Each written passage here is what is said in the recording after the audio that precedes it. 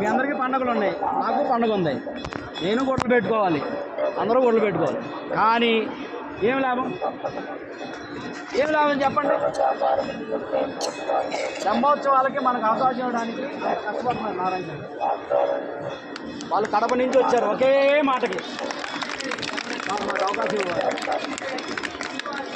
మనం అందరం కలిసి ఉంటేనే మనం ఏదైనా సాధించగలం. నేను వెళ్ళి ఒక్కనే వెళ్ళి అడిగితే బయట నడు అంటారు. పొద్దున సార్ వచ్చి అక్కడ నిలబడంగానే కోలాటం ఇక్కడ అయ్యకూడదండి, పర్మిషన్ లేదా, లెటర్ ఏది, ఇవన్నీ మాట్లాడారు.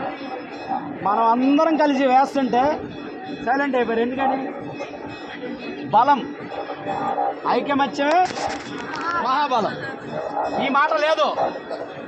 ఆ ఎక్కపోయింది, ఎక్కపోయింది ఎందుకు? నేను బాగుంటే చాలు. కానీ వీళ్ళ కష్టాలు గుర్తించట్లేదే, మీకు నేర్పించిన కష్టాలు గుర్తించట్లేదే, వాళ్ళ మాటకు విలువ లేకుండా పోతుంది. దయచేసి